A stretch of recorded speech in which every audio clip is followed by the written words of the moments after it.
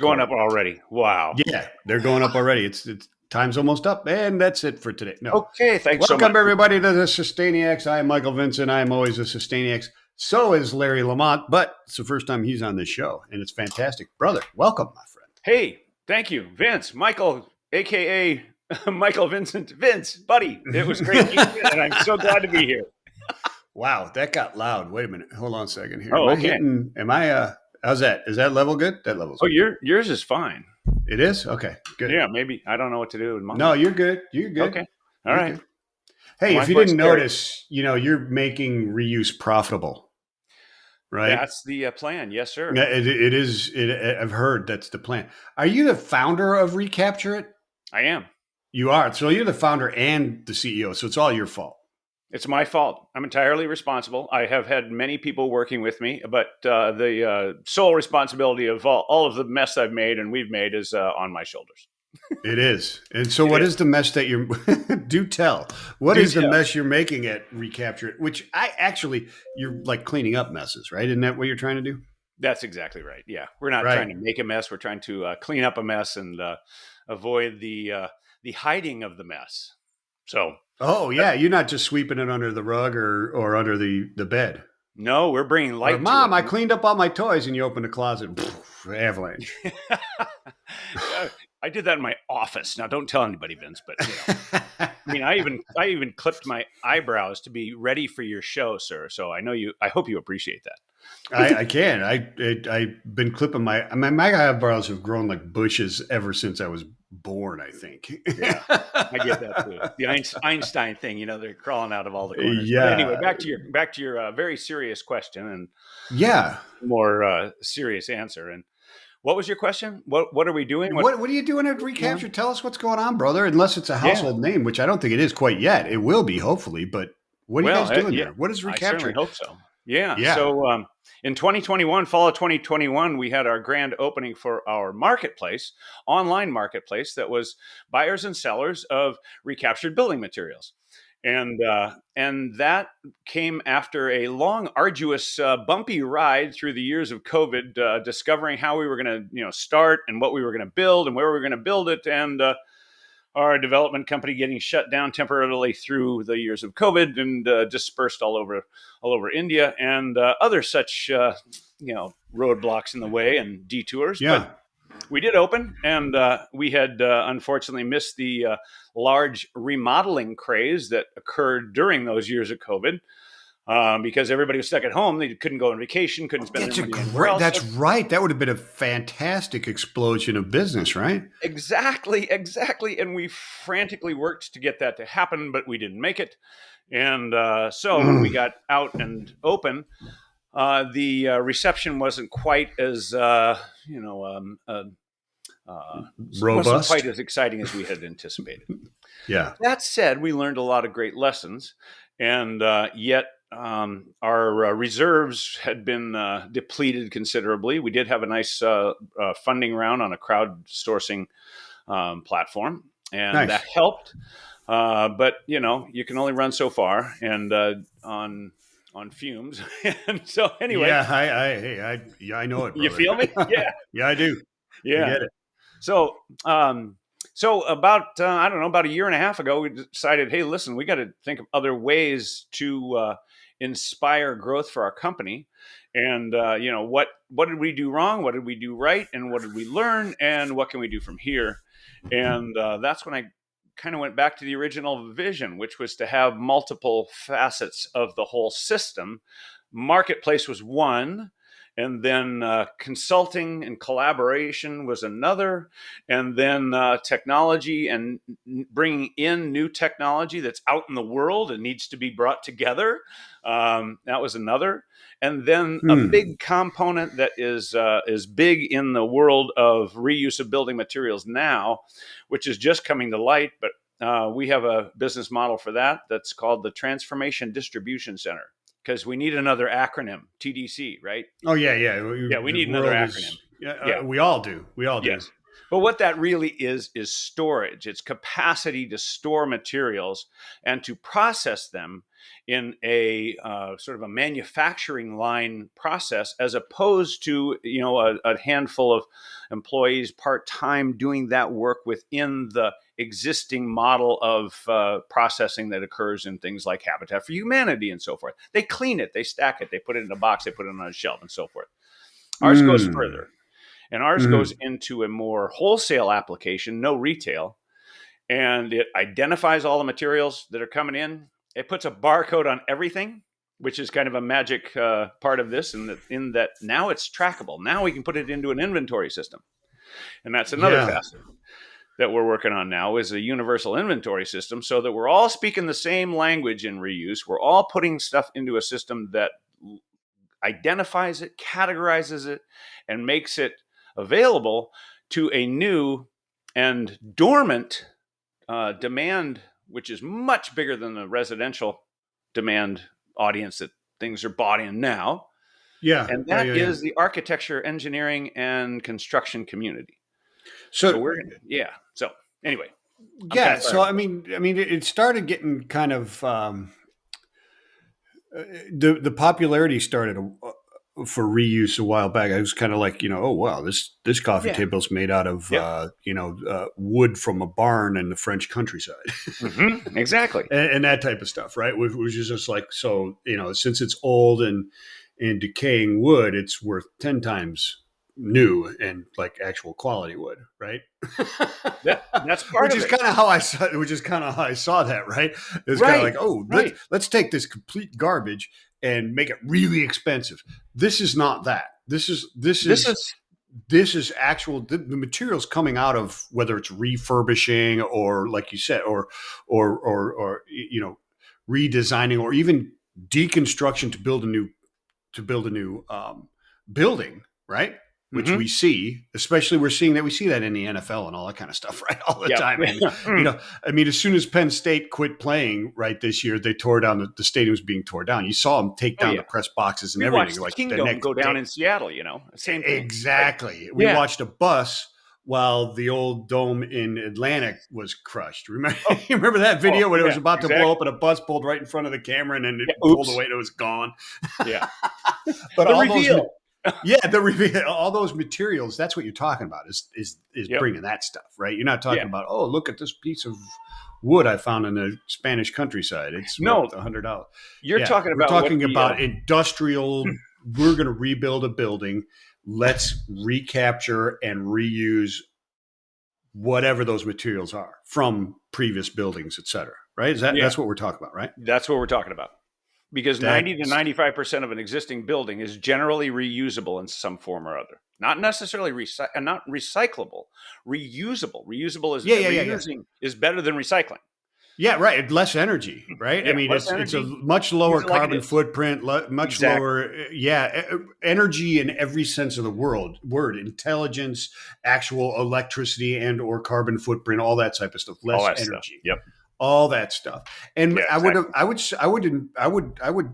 suggest that it can be localized and regionalized that way as well, right? If you're just reusing and not really recycling, because recycling would imply that it has to go somewhere, go through a whole bunch of fancy processing and all this other kind of stuff, and then move somewhere else for secondary processing and like plastics now. Yeah, like plastics. Yeah, exactly. Right. Yeah. But there's construction going on just virtually everywhere, and deconstruction, or right now, destruction. Demolition. Demolition. Exactly. Destruction. Yeah. And I'm a proponent of destruction in some cases. True. Yeah. For the sake of our audience, and I don't mean to diminish their knowledge of sustainability and reuse. No, we need to assume that they don't. We need to assume that they need that education. Yes, I want to point out something that I didn't know in 2017 when I first started thinking about this and what could happen. With all this waste, because I was in architecture, then I went into construction and remodeling and facilities management. Okay. I did all these projects for other people. And in the midst of all that, I was always squirreling away materials because I'm like, where are you going with that? Hey, what are you going to do with those doors? Hey, are you taking that? Are you taking those beams? You're throwing them away? Wait, what? I'll take them, throw them in my truck. So that was me for decades, right? But I didn't really put that into this composite view of waste across the world. I just knew that God, we're throwing away a lot of stuff. So in 2017, I met two women from the EPA, and they schooled me up. They asked me if I knew what municipal waste was. And I gave this, oh, of course, no, I don't. Look. Yeah. And it's waste that comes out of municipalities. Exactly. Yes, of course. Yes. Well, it's everybody what knows you and I and 330 million Americans throw away at home and at work all year long. Yes. That's a lot. And we're the worst in the world, according to the statistics. So, we throw away a lot of stuff. They said, okay, so where do you think construction and demolition fits with that? And I'm like, oh, I don't know. It's got to be big, like 30, 40%. Yeah. Nope. They said, it's another category. Oh, okay. Well, they said, it's 2 times bigger. 2x what the general populace is throwing away every annually or daily or every second or whatever it is trash, garbage, deconstruction or demolition. Construction and demolition waste. That's the category. 2 times bigger. I'm like, yeah, because there's waste on a construction site, right? Yeah. Right. Yes, I got it. So, but I'm like, okay, so wait a minute. Why didn't I know that? Why don't we know that? Why are we talking about straws, plastic straws, when that's just a pimple on the butt of the giant elephant of construction and demolition waste? And that's when they looked a little confused and went, we don't really know. And that's the moment I decided, well, that's a big enough problem to go tackle. That's a very entrepreneurial solution kind of a thing. And it looked kind of scary and huge and global. But that enticed me. So it is scary and huge and global. Isn't it? Yeah. It is. But there's a lot of progress coming together in these last several years since those early days of my understanding this problem. Yeah, my first understanding, well, not my first understanding of, I guess my first introduction of someone actually trying to do something was, Eric Law and the people out in doing the urban machine. Yeah. Yeah, that was my first, because I was like fascinated. I was like, you're doing what? Yeah, you got robots taking staples and screws out of these things, and the machine was and the technology he was doing was just fantastic. It's fantastic. And I love it. Yeah, I love it. But that's Eric, one part of what you're tackling, right? That's one They're part. doing the lumber. They're taking the lumber out and redoing it. And the data, you go back, he's been on the show twice. So everybody, you want to jot that down, look up Eric Law, Urban Machine. He's been on twice. Fantastic stuff. And look them up as well. They're great. But that's one part of what you're trying to accomplish, right? That's one piece. And Eric and I talk fairly frequently. And in fact, before they actually launched their product to the world, he and I were talking every month about that. And my view on that was that, you know what, Eric, you're at the beginning edge of the advent of new tools in this industry.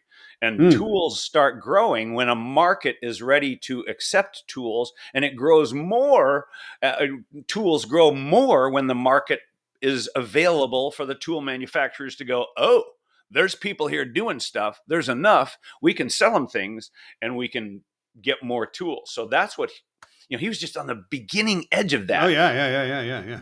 Yeah. So for those that they were still testing out different things when I got introduced to it. Oh, they still are. Cool. They're refining their machines and so forth. But for those that don't know, Urban Machine is out of Oakland, California, founded by Eric Law and others. And they are a robotic nail, screw, bolt, staple extraction machine that's mounted on a big semi truck, and it goes to a site or it stays at a site and it processes used lumber all day long, pulling all the metal out of it and then cleaning it up and spitting it out the other end and stacking it at a truckload a day. Literally a semi-load lumber. Yeah, and it is fantastic. Little robot arms. Yeah, exactly. Yeah, they call it the bird because it comes in like this, looking like a bird's feet, and it pulls stuff out. Look at him sort of geeking out over this stuff, but it is very cool because he's using radar and sonar and all these visuals, so that when the last time I talked to him, they had just upgraded so that they could understand the grain density of the wood, so exactly what type of wood it was and exactly what type of fastener or object was in that wood, so that when the arm came down to take it out, it used the exact precise torque to not damage the wood. Not damage it, yep. Which was, fantastic technology. I love it. I love that stuff. Very cool. So look at so us. You're welcome, Eric. We'll send you a bill later. Eric will send you the bill for that, and yeah, exactly. But it's worth heralding that sort of thing, It is, because the vision is what we're talking about as you move forward to try and tackle this 2x consumer waste. 2x waste. Yeah, exactly. It's the biggest source of waste in the world. So that's something worthy of. Is it worse in the United States than other places? Because you walk around the United States and you will find pockets of where there's a 200 or 250-year-old building, and it's usually in Salem, Massachusetts, and you can't get through the doorways. Yeah. But in other parts of the world, like 200 years is a pretty young building. Here, if it's older than 10 years, you got to tear it down and spend $1 billion and build a new stadium, because you can't possibly play in a stadium that is 10 years old. Oh, no. It's so passé. I can't believe you even said that. Oh, my gosh. Of course not. Of course not. Oh, geez. We can't, No. So, is it worse in other parts of the world? It's different in other parts of the world. Okay. Your point about age of building stock.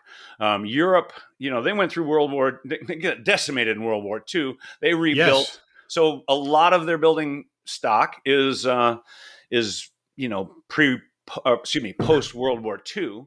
And then there are a lot of things that are pre World War II that survived. And that is a part of the equation of what has advanced them in their respect for and their approach towards circularity of building materials in Europe, which is about roughly, some say, about 10 years ahead of ours in the U.S.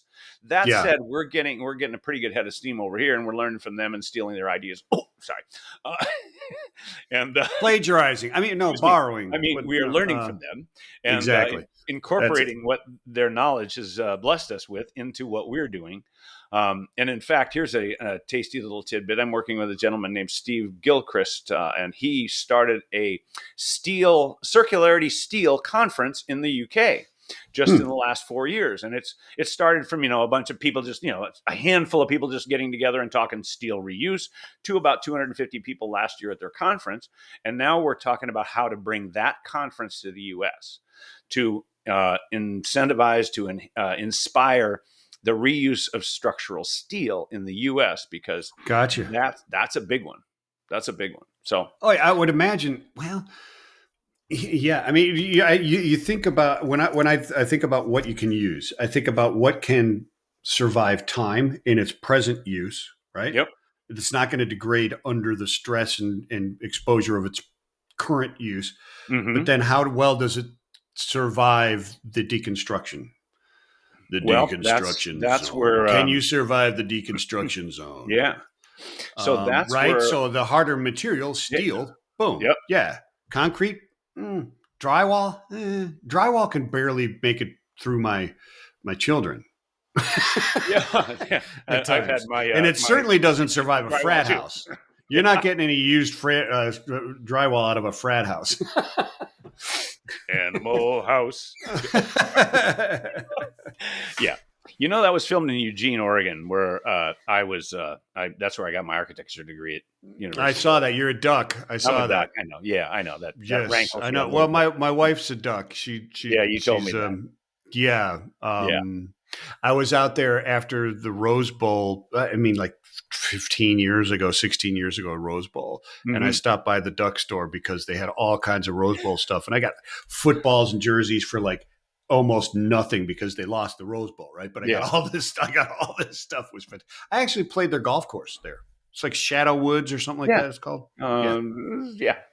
Something like that it's called. I don't know. Anyways, doesn't matter. Anyway, you're a duck, quack, quack. I'm a Buckeye. We beat you. Ha, ha, ha. Take that. Yeah. Now let's move on. Talking about survivability of the materials, and you're talking about steel coming out of there, right? Yeah.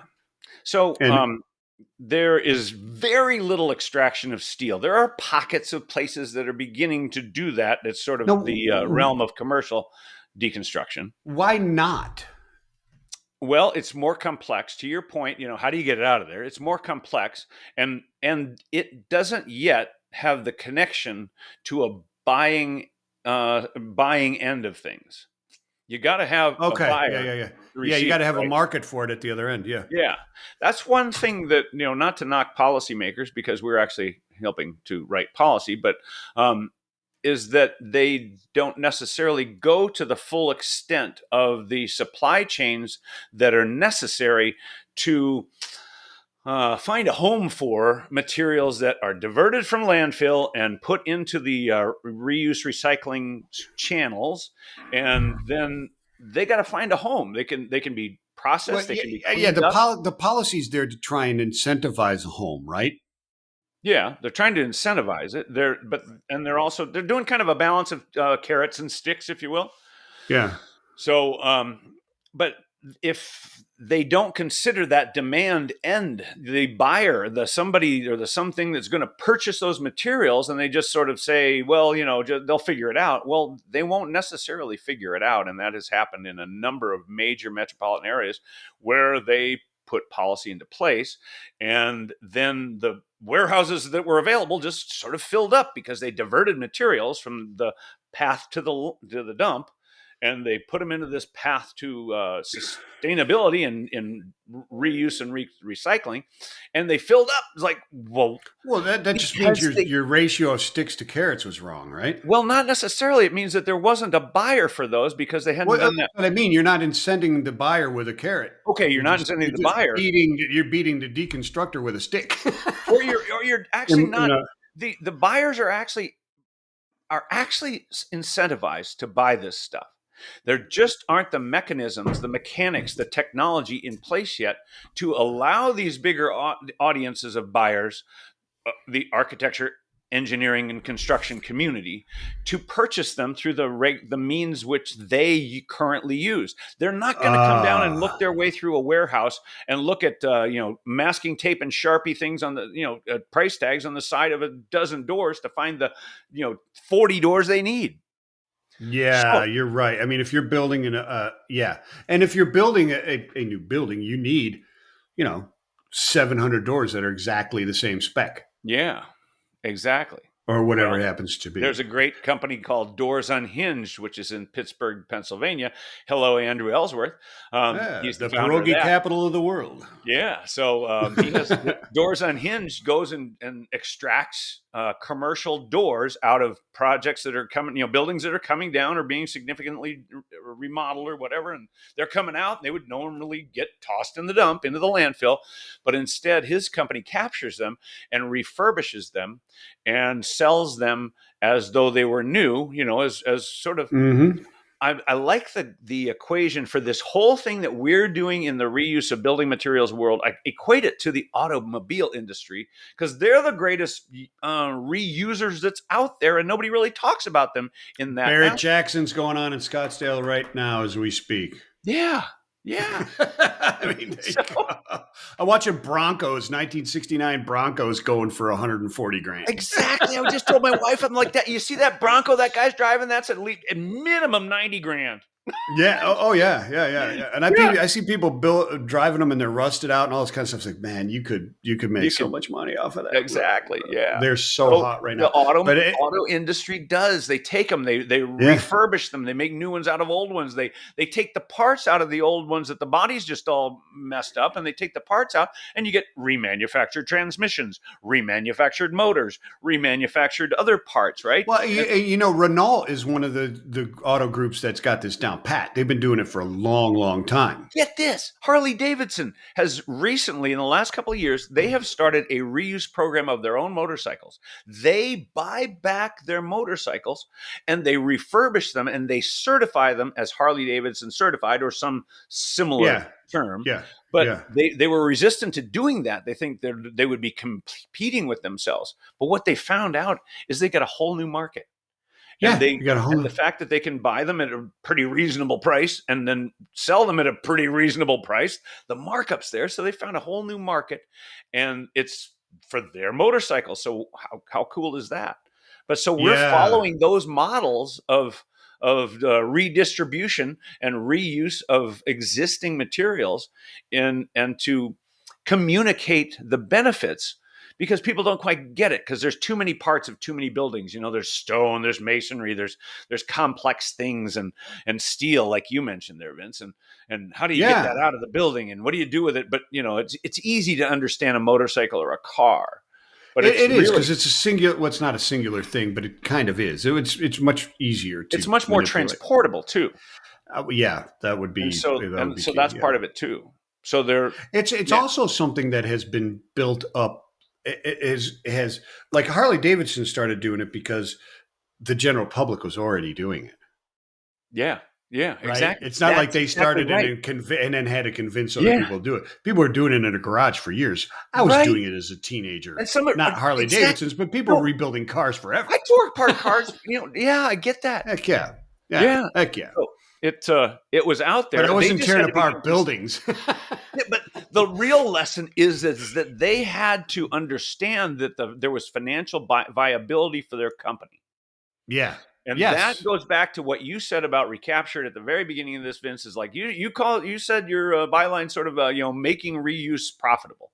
Right. That's right. That's what we're doing because it can be profitable, and we are just making the new system, the new model of distribution of recaptured building materials. We're making so that it's equivalent to thinking of used materials as though they were raw materials to make new materials which are really remanufactured materials, and then distributing them in the ways that the bigger community of buyers can access them through technology and through things like barcodes and websites like ReCaptured's Marketplace and others like eBay, where they can go see what these things are. They get the specifications of them, and they can say, "Hey, builders, buy these on behalf of the developers and building owners." Because now you can get them, and you can get them in the quantity you need them, and you get them in the visibility that we need them, and so forth and so on. So that's our whole new purpose. That's your new tagline right there. That just rolls right off the tongue. Making reuse profitable. That whole thing. Yeah, that whole thing. Yeah, No, I've the whole encapsulated it down to 287 words. It's perfect. Yeah, It's right. a bit of a run-on sentence, but it's not bad. Well, hey, But hey. I love what you're doing. So let me understand it a bit better of what exactly you're doing in your business. So you got the marketplace, right? Now We got you the market. physically now capturing these things and warehousing and tagging them. Is that what you're saying now? That we are conceptually You've doing now that. developed into that. We are conceptually doing that at this point. We have a very Okay. fully fleshed out a model for that, but it's Okay. It has to be. Think of going into a McDonald's, and you're going to put a new McDonald's in some city. Yes. Well, there is a lot that is absolutely duplicated in a McDonald's from Sure. every instance of it. There Right. are parts that are very responsive, to the particular context in which you put that McDonald's. So Mm-hmm. that's the same way we're thinking about our processing facilities. Is that yes, there are parts of it that are going to be identical, and in fact, we're going to incorporate an urban machine into every one because I would imagine you should. Yeah, of course.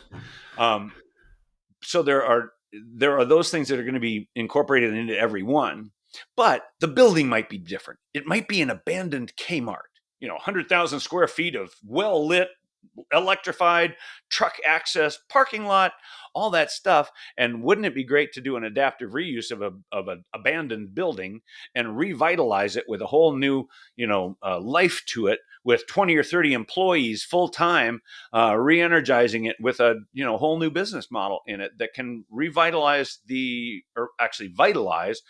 reuse ecosystem. Yeah. In a region. And so that's why we're going region to region, working with cities and counties across America to begin that process of those regional processing facilities that are connected through technology to the bigger audience, that process at volume and at scale, which means that you got full-time professional people doing jobs that have been heretofore put into the hands of people they're part-time. They're working in a retail outlet, and they're on the cash register at one point, and then they're driving the forklift at another. Now, hey, Vince, go over and take pictures of that stuff over there in the pile, sort it all out, make it look pretty so we can put it online on the website, and then get back to the front desk so you can start taking in cash. Yeah. That's not efficient. It's not a diss on the existing sellers. It's not that at all. It's just what they have to deal with, and they're working they're working like like hamsters on a hamster wheel to get that stuff out there and to do that, but it's not production line efficient. And Yeah. that's where So we pull it out into a big facility on cheaper real estate, lower overhead, and everybody's doing the full-time job of inputting and sorting and categorizing and using an urban machine and maybe a finger joining machine to stick sticks of 2x4s and 2x6 together to make them bigger, better, longer 2x4s. depending on what people need and what they Yeah, want, or depending upon what building people need. beams, multi-piece beams, etc. And depending Yeah. upon who's going to buy it, because we want to do that work first, because that's what So you could actually entrepreneurs bring make to this. custom. You can make custom building materials out of You can make pre-existing custom building or materials. pre-used. Yeah. So is it just a physical thing? Or so you're looking at just doing the physical things like the beams of steel and keeping them. They're still beams of steel. In other words, There's still beams of and steel. wood and the other and the wood, et cetera. Well, the wood can be manipulated into newer or different, like you were just saying, finger joining or whatever it happens to be. But what about the other materials that come out that don't come out in usable form? And So you kind of mentioned using like drywall. yeah, exactly. Like the Drywall's a good one. drywalls or the busted up concrete or mortar and that type of stuff that comes out of there. Does that go somewhere else, or are you looking at reutilizing that in some way? So let's talk about them individually. Things like concrete and mortar, but more. Let's just talk about concrete because that's really the big dog out there. It is the big dog. That's one of the most recycled materials that there is. Because it's also one of the biggest producers of CO2 and GHGs. Yeah. Yes. Yeah. Yeah. That's a whole different problem. That goes back to the different ways of manufacturing concrete. Do we need concrete? Can we use something else instead of concrete, like heavy timber? Mud thatch? Yeah, exactly. So, but it does get recycled, and a lot of it gets recycled, and a lot of it just is being reused on site as they tear a building down. Well, we got to fill in the holes, so we fill in the holes with the crushed concrete, and they'll bring in a crusher on site, and they'll crush it and put it into that. Yeah, and that's quite circular. It is recycling, but it's almost as good as reuse. So concrete's one big thing that. It's not really going to come into our processing facilities because there are processing facilities for that. It's already happening, so that's not what you're looking at. Shingles, asphalt shingles, same thing. Things like bricks that can be sorted, stacked, put on a pallet, and so forth, and made ready for an audience. Same thing with stone. Same thing with cladding of exterior buildings of tall buildings. They have what's called cladding. That's the exterior stuff like stone and metal and so forth that is put on in pieces. Right? Yeah. And so that can be processed. But the first thing is, and this is where the entrepreneurial experience comes in, is that when you start a business, you got to have a customer. You got to have somebody buy your stuff. It's a good thing. Dead. It's a good thing. Yeah. Exactly. So you need one quick. Understanding that, we think about that, and we think we got to find a buyer. We got to talk to the buyer. We got to talk to what are their needs? What are their pain points? What are they willing to purchase, and so forth. So we go do that first before we start diverting the materials in and saying, "Hey, it's here. Great, but we'd rather have this. Oh, but we have all of this stuff, right?" So we expect to be very selective, establish a relationship with a potential buyer. Like, here's a good one. They call it off-site builders now, but it's manufactured homes, modular builders, and Okay, gotcha.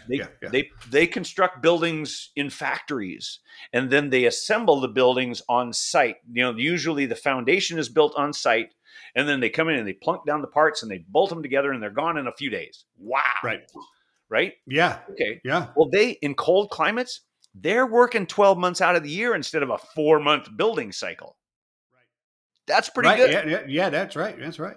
Yeah. So in places like Colorado and the mountains, we're talking to people out there. Gee, wouldn't it be nice if you were able to do that in a nice air-conditioned facility and 12 months out of the year? And there are modular offsite builders in Colorado. Canada's got a ton of them. Think of their winters. There's not a lot of building going on out there, but there is within modular builders. So that's a great recipient of some of these materials, particularly lumber. That makes and sense. They're willing to. So anyway, go establish that customer first. Yeah, that makes a lot of sense. So from the other side of it, do you see any changes in demands for the materials that are out there because you're able to now make them available?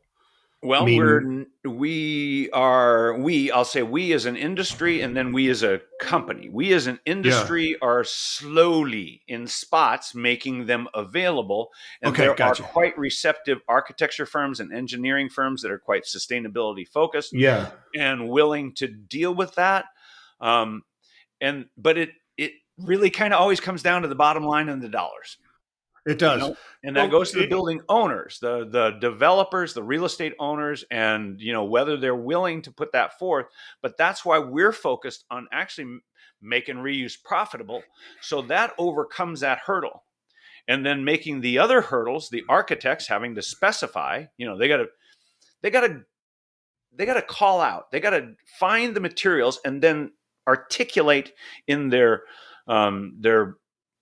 set of drawings and specifications that they provide to builders. They got to put the essential information of, we're going to use this specific steel, this specific wood, these specific pieces.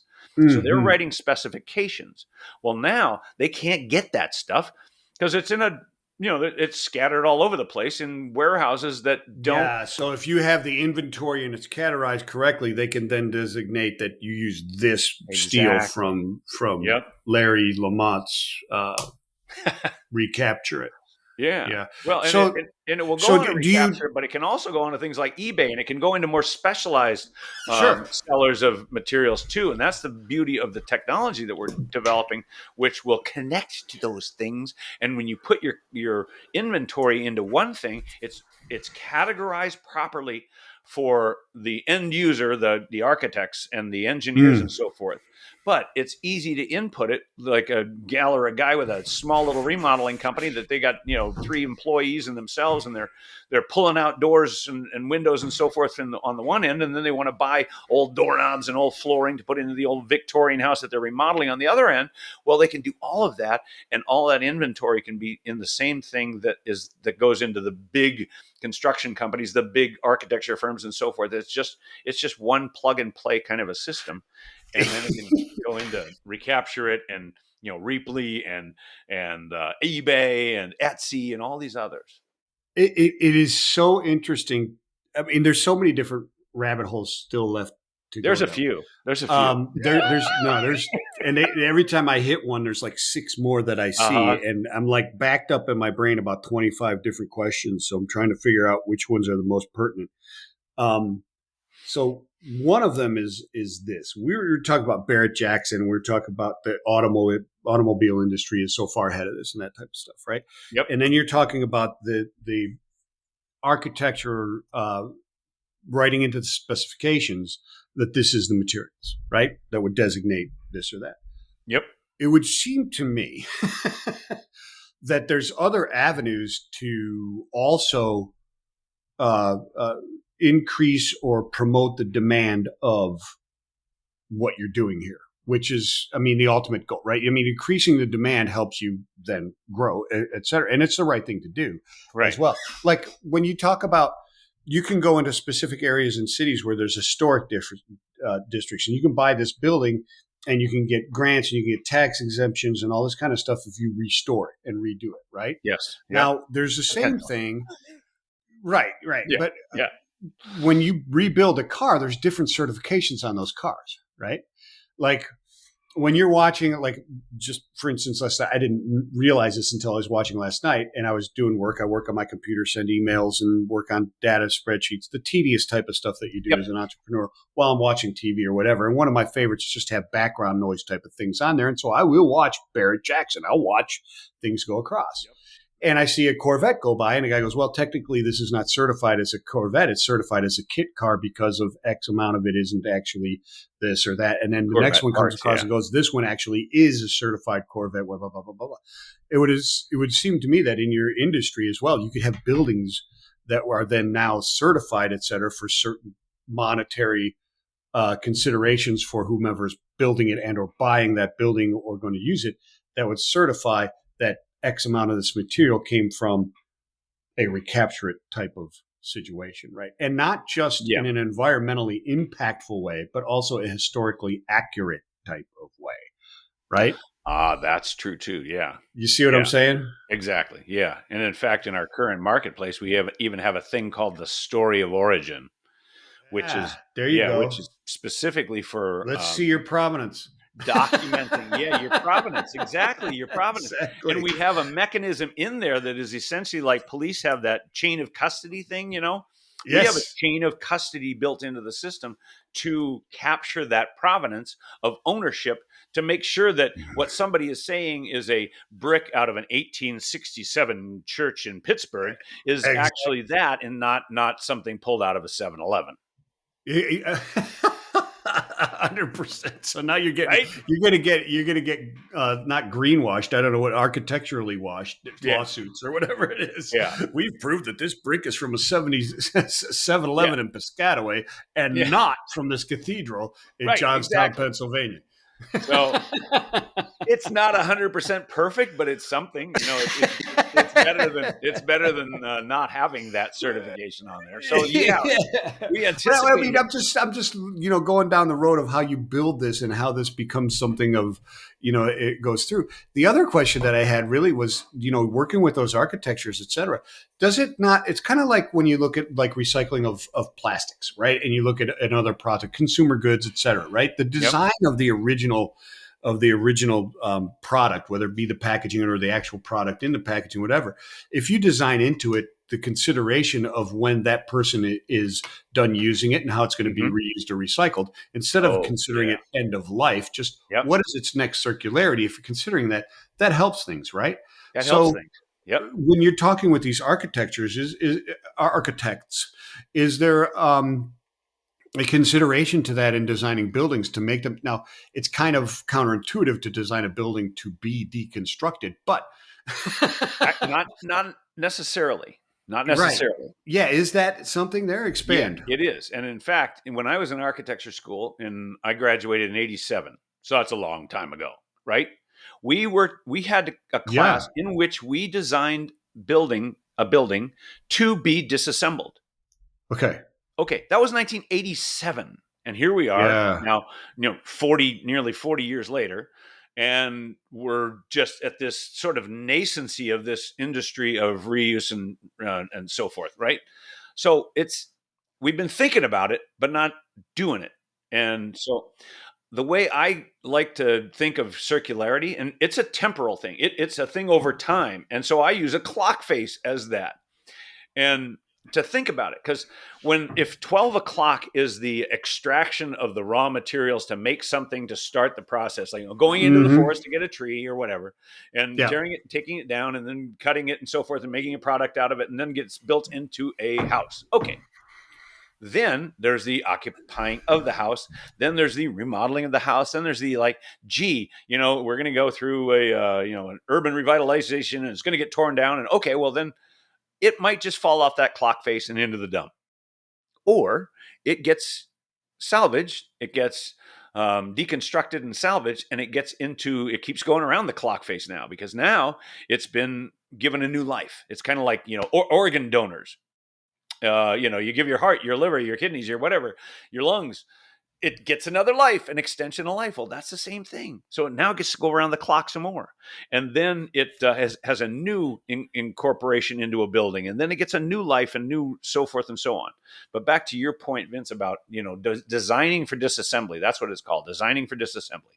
Hmm. And designing for disassembly means you think about that in anticipation. You think, well, how can it go together with bolts and screws and connectors, and instead of glues and welding and that sort of a thing? And So rivets and things like that can't be pulled exactly. out. Yeah. So how can Yeah. it go? How can it be put together with things that can come apart more easily? And it might come out as a component, meaning a set of Yes. elements, Yes. Yes. a whole Yes. component, Yeah. instead of just. Modular design almost. Yeah. Yeah, exactly. And there's Yeah. a cool company in Colorado called LaMotte Cube, founded by a brilliant man named John Fay. So I'm putting in plugs for all kinds of friends All out there kinds of people. in the world. But they do a modular building concept that they put the pieces together. You can put electricity in it, you can put plumbing in it, and you can assemble it in a matter of days.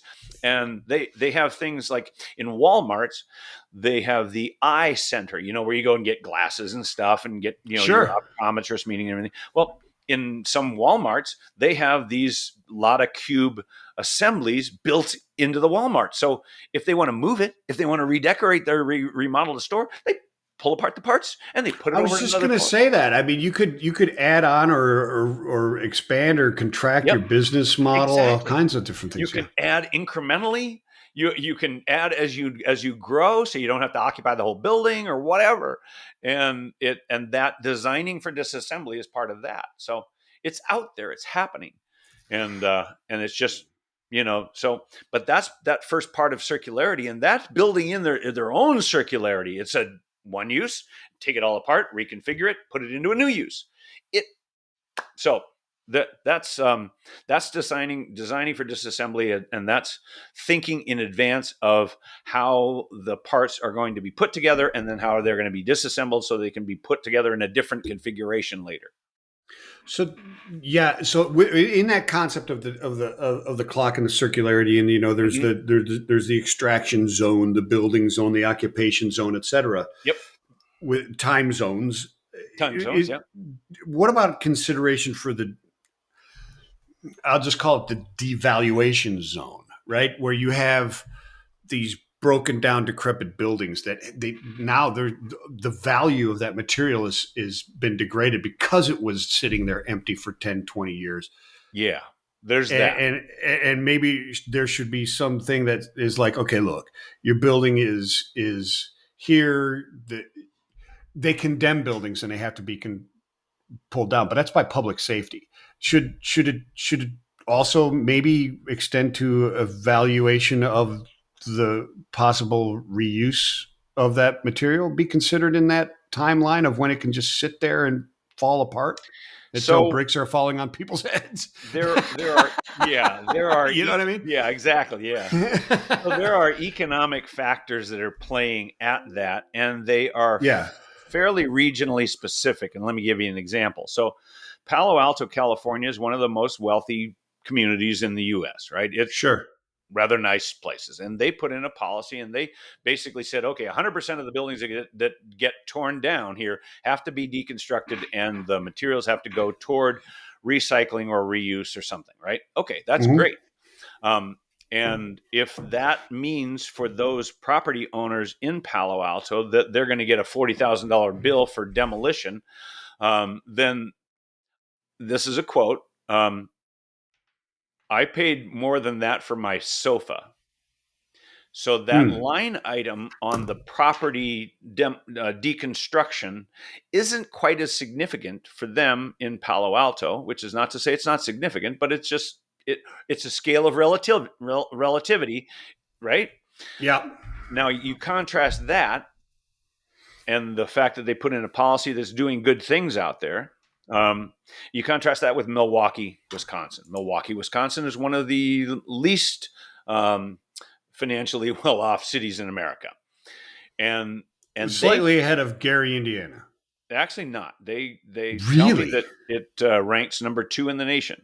So it's wow. Yeah. So I did not know that until about a year ago. I didn't know that either.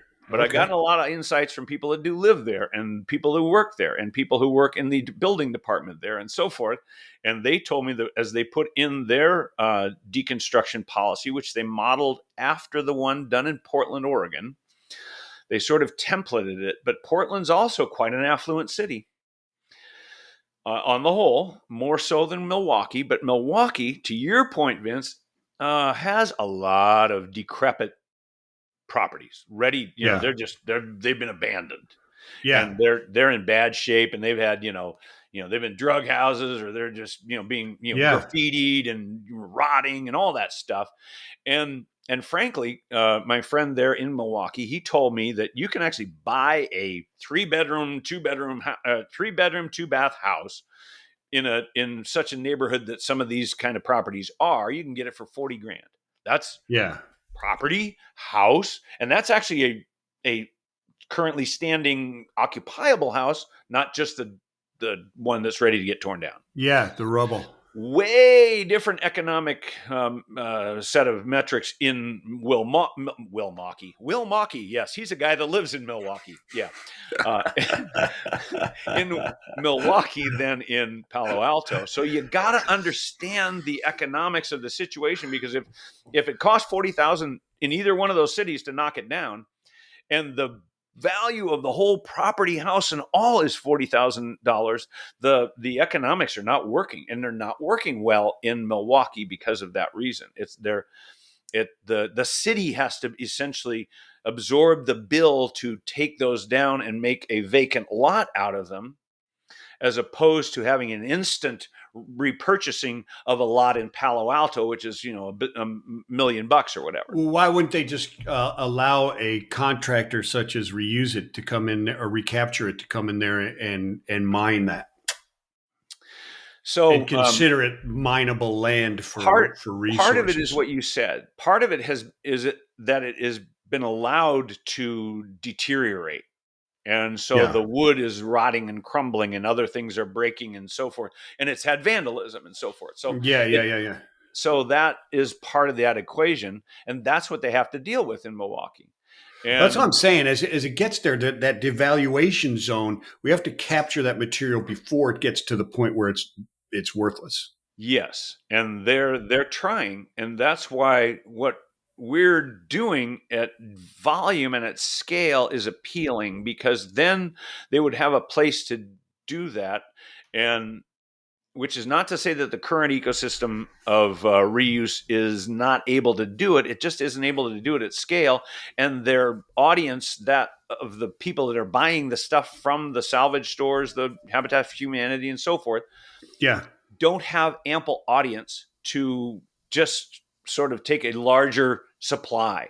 You can't just pour supply into a system that is working, operating normally, and pour more supply into it and expect there to be more demand. So I get that. I get that completely. You could destroy everything doing that. And that's happening. Demand's got to grow first.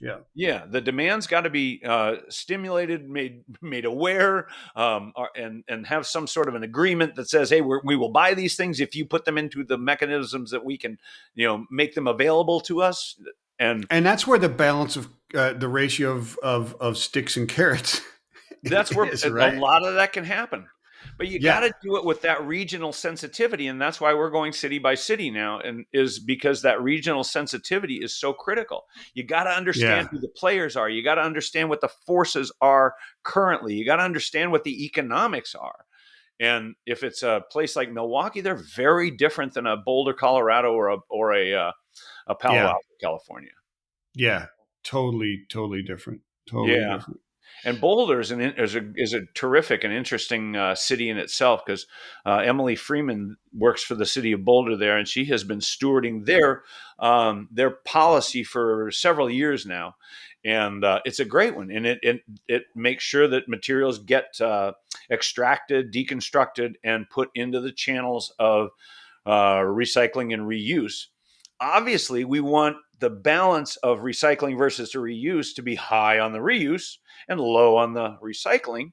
Yes. It's the other way around now. The other way around now, and that's okay. But how do you fix that? Well, if you simply work in a city the size of Boulder, which is roughly 100,000 people, there's not necessarily the market size scale for moving materials. Like when they disassembled the first in the nation, they disassembled a whole big hospital and they took out all the structural steel. KL&A engineers and did that work, and they took out all the structural steel. They tested it on site. They transported the steel. They didn't actually sell it. They put it into another civic project, a firehouse. Okay. But so the testing was to prove the tensile strength and the structural integrity and so on. All that stuff. Right? The structural integrity of the structural steel that was coming out of the hospital, it was like brand new and could be incorporated into a new building, which it was partially, some of the steel. But then some of the steel just sat dormant, and they basically gave it away for $1 for anybody that would want any of it. They, have all you want for $1. They had to have a transaction price, evidently. And that simply, to me, means that they don't have a a means of collecting that and then getting it out to the audience. They don't have a functioning marketplace, which is where you they don't have a functioning market. Thanks for helping me out on that. Yeah, they don't have a functioning marketplace for that. So that's okay. But if you work in a regional concept that embodies more than 100,000 population city like Boulder, and you start to expand that out, and you have a central distribution and processing facility that can accumulate from all these various places and expand it out to a regional audience first through sort of an exchange software, and then go out into a larger audience, like a ReCaptured is built for a national audience, and eBay is obviously a national and greater audience, and things like that. Well, then you have the ability to have that market audience and move stuff to that, more buyers. That's fantastic, and that's ReCaptured. That's ReCaptured. That's what we're working on. Yeah, and that is fantastic. Some of it is built, some of it is conceptual, and we're working with. We're finding our way into a number of major urban areas. We worked with Brookline, Massachusetts, which is an adjacent, beautiful historical town adjacent to Boston. We did a project. I know exactly where it is. Yeah. Late last summer. My dad reminded me I lived there as a kid. I'm like, oh, well, I was 18 months old at the time, so memory's a little foggy. Well, your accent has faded a bit. It's faded a bit. I know. It comes right back. Yeah. Once a mass hole, always a mass hole, right? Oh my. Zing.